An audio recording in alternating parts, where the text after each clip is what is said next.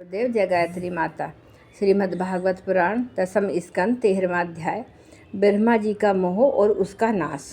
श्री सुखदेव जी कहते हैं, परीक्षित तुम बड़े भाग्यवान हो।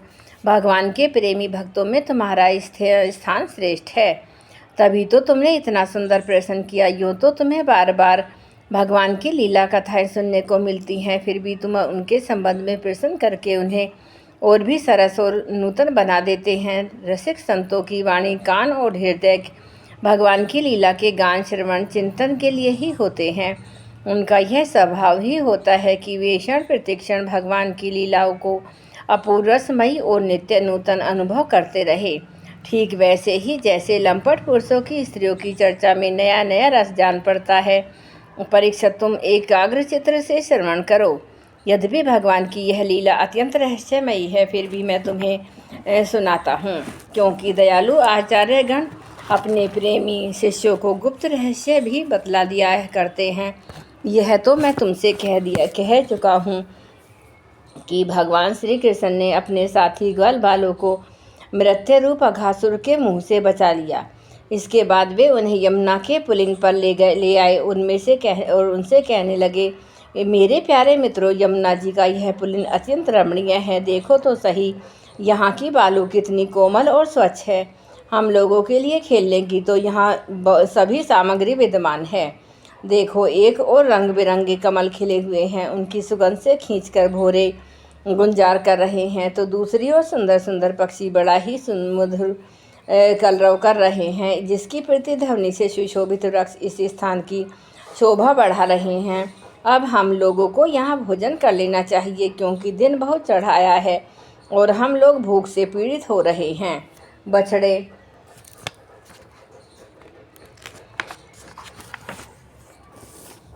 पानी पीकर समीप ही धीरे धीरे हरी हरी घास चरते रहे। ग्वाल वालों ने एक स्वर से कहा, ठीक है, ठीक है। उन्होंने बछड़ों को पानी पिलाकर हरी हरी घास में छोड़ दिया और अपने अपने छींके खोल खोल कर भगवान के साथ बड़े आनंद से भोजन करने लगे। सबके बीच में भगवान श्री कृष्ण बैठ गए। उनके चारों ओर ग्वाल बालों ने बहुत सी मंडलाकार पंक्तियां बना ली और एक से एक सटकर बैठ गए। सबके मुंह श्री कृष्ण की ओर थे और सबकी आंखें आनंद से खिल रही थीं। वन भोजन के समय श्री कृष्ण के साथ बैठे हुए ग्वाल बाल ऐसे शोभायमान हो रहे थे मानो कमल की कर्णिका के चारों ओर उसकी छोटी छोटी बड़ी पंखुड़ियाँ सुशोभित हो रही हों। कोई पुष्प तो कोई पत्ते और कोई पल्लव अंकुर फल छींके छाल एवं पत्थरों के पात्र बनाकर भोजन करने लगे। भगवान श्री कृष्ण और ग्वाल बाल सभी परस्पर अपनी अपनी भिन्न भिन्न रुचि का प्रदर्शन करते। कोई किसी को हंसा देता तो कोई स्वयं ही हंसते हंसते लोटपोट हो जाता। इस प्रकार वे सब भोजन करने लगे। इसी समय श्री कृष्ण की छटा सबसे निराली थी। उन्होंने मुरली को तो कमर की फेंट में आगे की ओर खोस लिया, सींग और बेत बगल में दबा लिए। बाएं हाथ में बड़ा ही मधुर घृत मिश्रित दही भात का ग्रास था और अंगुलियों में अदरक, नींबू आदि के अचार मुरब्बे दबा रखे थे। ग्वाल बाल उनको चारों ओर से घेर कर बैठे हुए थे और वे स्वयं सबके बीच में बैठकर अपनी विनोद भरी बातों से अपने साथी ग्वाल बालों को हंसाते जा रहे थे। जो समस्त यज्ञों के एकमात्र भोक्ता हैं, वे ही भगवान ग्वाल बालों के साथ बैठकर इस प्रकार बाल लीला करते हुए भोजन कर रहे थे। स्वर्ग के देवता और आश्चर्यचकित होकर यह अद्भुत लीला देख रहे थे। भरतवंशी शिरोमणि इस प्रकार भोजन करते करते ग्वाल बाल भगवान की इस रसमयी लीला में तन्मय हो गए।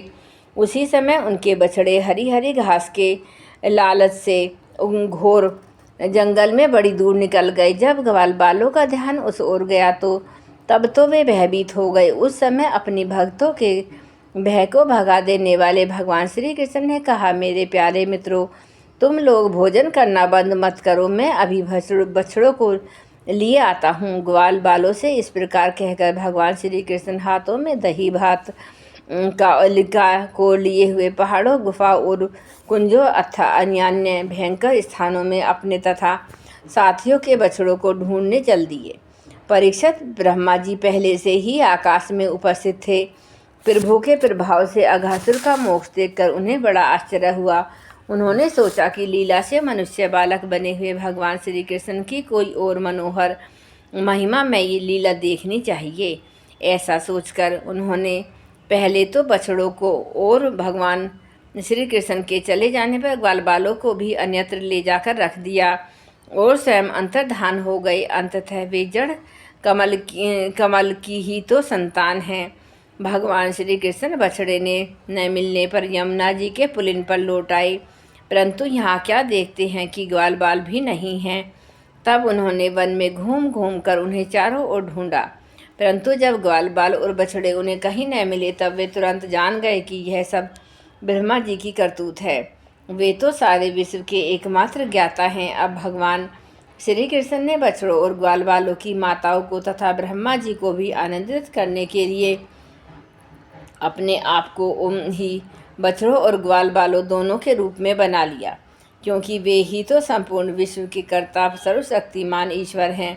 परीक्षित, वे बालक और बछड़े संख्या में जितने थे, जितने छोटे छोटे उनके शरीर थे, उनके हाथ पैर जैसे जैसे थे, उनके पास जितनी और जैसी छड़ियाँ, सींग, बांसुरी, पत्ते और छींके थे जैसे, और जितने वस्त्र आभूषण थे, उनके शील, स्वभाव, गुण, नाम और रूप अवस्थाएं जैसी थीं। जिस प्रकार के खाते पीते चलते थे, ठीक वैसे ही उतने ही रूपों में सर्वरूप भगवान श्री कृष्ण प्रकट हो गए। उस समय वह संपूर्ण जगत विष्णु रूप हैं। यह वेदवाणी मानो मूर्तिमती होकर प्रकट हो गई। सर्वात्मा भगवान स्वयं ही बछड़े बन गए और स्वयं ही ग्वाल बाल। अपने आत्मस्वरूप बछड़ों को अपने आत्मस्वरूप ग्वाल बालों के द्वारा घेर कर अपनी ही साथ अनेकों प्रकार के खेल खेलते हुए उन्होंने ब्रज में प्रवेश किया।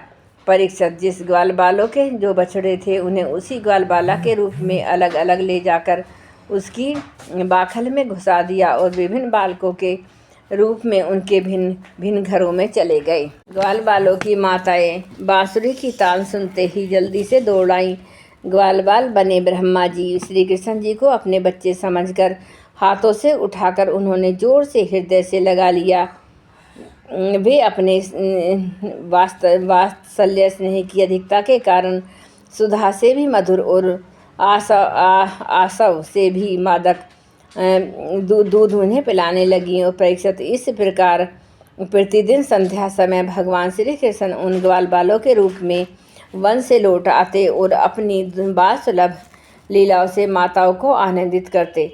वे माताएं उन्हें उबटन लगाती, नहलाती, चंदन का लेप करती और अच्छे अच्छे वस्त्र गहनों से सजाती। दोनों भुवों के बीच में ढीठ के बचाने के लिए काजल का ढिठौना लगा देती तथा भोजन कराती और तरह से लाड़ प्यार से उनका लालन पालन करती। ग्वालिन के समय गोई भी जब जंगलों में से चरकर जल्दी जल्दी लौटती और उनकी हुंकार सुनकर उनके प्यारे बछड़े दौड़कर उनके पास आ जाते, तब वे बार बार उन्हें अपनी जीभ से चाटती और उन्हें अपना दूध पिलाती। उस समय स्नेह की अधिकता के कारण उनके थनों से स्वयं ही दूध की धारा बहने लगती। इन गायों और ग्वालिन का मातृत्व पहले जैसा ही ऐश्वर्य, ज्ञान रहित और विशुद्ध था। हाँ, अपनी असली पुत्रों की अपेक्षा इस समय उनका स्नेह अवश्य अधिक था। इसी प्रकार भगवान भी उनके पहले पुत्रों के समान ही पुत्र भाव दिखा रहे थे, परंतु भगवान में उन बालकों के जैसा मोह का भाव नहीं था कि मैं इनका पुत्र हूँ। अपने अपने बालकों के प्रति ब्रजवासियों का स्नेहलता दिन प्रतिदिन 1 वर्ष तक धीरे धीरे बढ़ती हो गई। यहाँ तक कि पहले श्री कृष्ण ने उनके जैसा असीम और अपूर्व प्रेम था, वैसा ही अपने इन बालकों के प्रति भी हो गया। इस प्रकार सर्वात्मा श्री कृष्ण बछड़े और ग्वाल बालों के बहाने गोपाल बनकर अपने बालक रूप से वत्स रूप का पालन करते हुए 1 वर्ष तक वन और गोष्ठ में क्रीड़ा करते रहे। जब 1 वर्ष पूरा होने में 5-6 रातें शेष थीं, तब एक दिन भगवान श्री कृष्ण बलराम जी के साथ बछड़ों को चराते हुए वन में गए। उस समय गोए गोवर्धन की चोटी पर घास चर रही थीं। वहाँ से उन्होंने ब्रज के पास ही घास चराते हुए बहुत दूर अपने बछड़े को देखा। बछड़ों को देखते ही गौ का वात्सल्य स्नेह उमड़ आया। वे अपने आप की सुध बुध खो बैठीं और ग्वालों के रोकने की कुछ भी परवाह न करके जिस मार्ग से वे न जा सकते थे उस मार्ग से हुंकार करती हुई बड़े वेग से दौड़ पड़ी। उस समय उनके थनों से दूध बह रहा था और उनकी गर्दनें सिकुड़कर डील से मिल गई थीं। वे पूंछें तथा सिर उठाकर इतने वेग से दौड़ रही थीं कि मालूम होता था मानो उनके 2 ही पैर हैं। जिन गोओं के और भी बछड़े हो चुके थे वे भी गोवर्धन के नीचे अपने पहले बछड़ों के पास दौड़ आईं और उन्होंने स्नेहवश अपने आप बहता हुआ दूध पिलाने लगीं।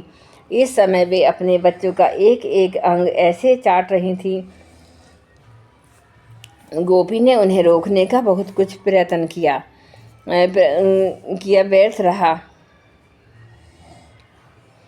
उन्हें अपनी विफलता पर कुछ लज्जा और गायों पर बड़ा क्रोध आया। जब वे बहुत कष्ट उठाकर उस कठिन मार्ग से उस स्थान पर पहुँचे तब उन्होंने बछड़ों के साथ अपने बालकों को भी देखा। अपने बच्चों को देखते ही उनका हृदय प्रेम रस से सरोवर हो गया। बालकों के प्रति अनुराग की बाढ़ आ गई। उनका क्रोध न जाने कहाँ हवा हो गया। उन्होंने अपने अपने बालकों को गोद में उठा लिया, हृदय से लगा लिया और उनका मस्तक सूंघकर अत्यंत आनंदित हुए। बूढ़े गोपों को अपने बालकों के आलिंगन से परम आनंद प्राप्त हुआ। वे निहाल हो गए, फिर बड़े कष्ट से उन्हें छोड़कर धीरे धीरे वहाँ से गए। जाने के बाद भी बालकों के और उनके आलिंगन के स्मरण से उनके नेत्रों से प्रेम के आंसू बहते रहे। बलराम जी ने देखा कि ब्रजवासी गोप गोएं और ग्वालिनों की उन संतानों पर भी जिन्होंने अपना माँ का दूध पीना छोड़ दिया है, क्षण प्रतिक्षण प्रेम संपत्ति और उसके अनुरूप से उत्कंठा बढ़ती ही जा रही है। तब वे विचार में पड़ गए, क्योंकि उन्हें इसका कारण मालूम न था। यह कैसी विचित्र बात है कि सर्वात्मा श्री कृष्ण ने ब्रज वासियों का और मेरे जैसा अपूर्व स्नेह है वैसा ही उन बालकों और बछड़ों पर भी बढ़ता जा रहा है। वैसा ही उन बालकों और बछड़ों पर भी यह कौन सी माया है, कहाँ से आई है और यह किसी देवता की है, मनुष्य की है अथवा असुरों की। परंतु क्या ऐसा भी संभव है? नहीं नहीं, यह तो मेरे प्रभु की माया है और किसी की माया में ऐसा सामर्थ्य नहीं है जो मुझे मोहित कर ले। बलराम जी ने ऐसा विचार करके ज्ञान दृष्टि से देखा तो उन्हें ऐसा मालूम हुआ कि इन सब बछड़ों और ग्वालों के रूप में केवल श्री कृष्ण ही कृष्ण हैं। तब उन्होंने श्री कृष्ण से कहा, भगवान, ये ग्वाल बाल और बछड़े न देवता हैं और न तो कोई ऋषि ही। इन भिन्न भिन्न रूपों का आश्रय लेने पर भी आप अकेले ही इन रूपों में प्रकाशित हो रहे हैं।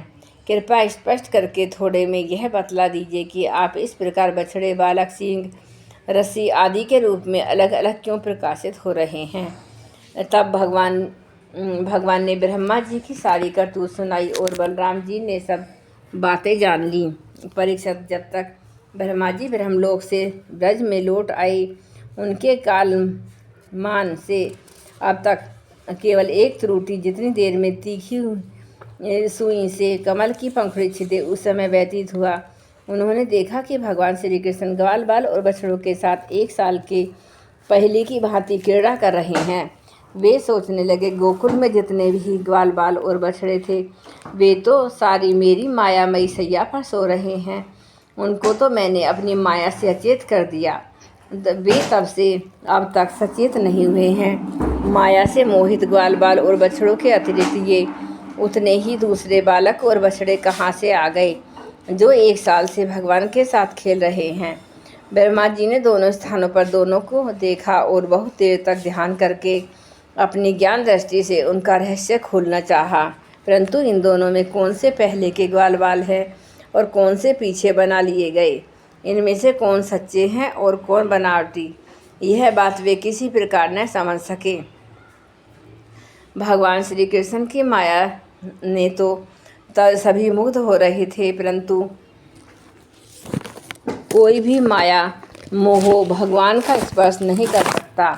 ब्रह्मा जी उन्हीं भगवान श्री कृष्ण को अपनी माया से मोहित करने चले थे, किंतु उनका मोहित करना तो दूर रहा, वे अजन्मा होने पर भी अपनी ही माया अपने आप मोहित हो गए। जिस प्रकार रात के घोर अंधकार में कोहरे के अंधकार का और दिन के प्रकाश में जुगनू के प्रकाश का पता नहीं चलता, वैसे ही जब शूद्र पुरुष महापुरुषों पर अपनी माया का प्रयोग करते हैं तब वह उनका तो कुछ बिगाड़ नहीं सकती, अपने ही प्रभाव खो बैठती है। ब्रह्मा जी विचार कर ही रहे थे कि उनके देखते देखते उसी क्षण सभी ग्वालबाल और बछड़े श्री कृष्ण के रूप में दिखाई पड़ने लगे। सब के सब सजल जलधर के समान श्याम वर्ण पीताम्बरी धरी, शंख चक्र गदा और पद्म से युक्त चतुर्भुज, सबके सिर पर मुकुट, कानों में कुंडल और कंठों में मनोहर हार वनमालाएं शोभायमान हो रही थी। उनके वक्ष स्थल पर स्वर्ण की सुनहरी रेखा, श्रीवत्स बाहुओं में बाबूजंद कलाइयों में शंखाकार रत्नों से जड़े कंगल और चरणों नुपुर कड़े, कमर में करधनी तथा अंगुलियों में उंगली जगमगा रही थीं। वे नक्शे सिख तक समस्त अंगों कोमल और नूतन तुलसी की मालाएं जो उन्हें बड़े भाग्यशाली भक्तों ने पहनाई थीं धारण किए हुए थे। उनकी मुस्कान चांदनी के समान उज्ज्वल थी और रत्नारे नेत्रों की कटाक्षपूर्ण चितवन बड़ी ही मधुर थी। ऐसा जान पड़ता था मानो वे इन दोनों के द्वारा सत्वगुण और रजोगुण को स्वीकार करके भक्तजनों के हृदय में शूद्र लालसाएं जगाकर उनको पूर्ण कर रहे हैं। ब्रह्मा जी ने यह भी देखा कि उन्हीं के जैसे दूसरे ब्रह्मा से लेकर तरण तक सभी चराचर जीव मूर्तिमान होकर नाचते गाते अनेक प्रकार की पूजा सामग्री से अलग अलग भगवान के उन सब रूपों की उपासना कर रहे हैं। उन्हें अलग अलग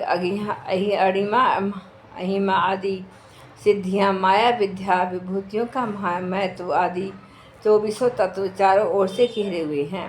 प्रकृति में शोभ उत्पन्न करने वाला काल, उसके परिणाम का कारण, स्वभाव, वासनाओं को जगाने वाला संस्कार, कामनाएं, कर्म, विषय और फल सभी मूर्तिमान होकर भगवान के प्रत्येक रूप की उपासना कर रहे हैं।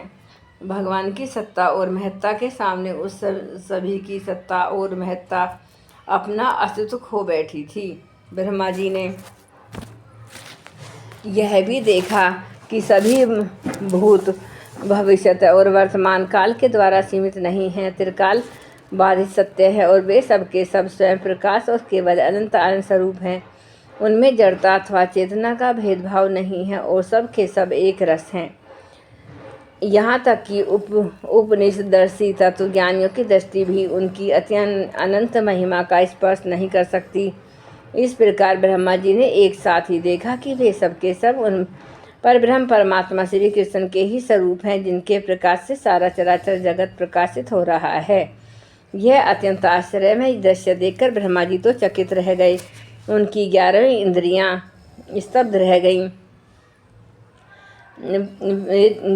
वे भगवान के तेज से निस्तेज होकर मौन हो गए। उस समय वे ऐसे स्तब्ध होकर खड़े रह गए कि मानव व्रज के अधिष्ठाता देवता के पास एक पुतली खड़ी हो। परीक्षित, भगवान का स्वरूप तर्क से परे है, उसकी महिमा साधारण है। वह प्रकाश स्वयं प्रकाश, आनंद स्वरूप और माया से अतीत है।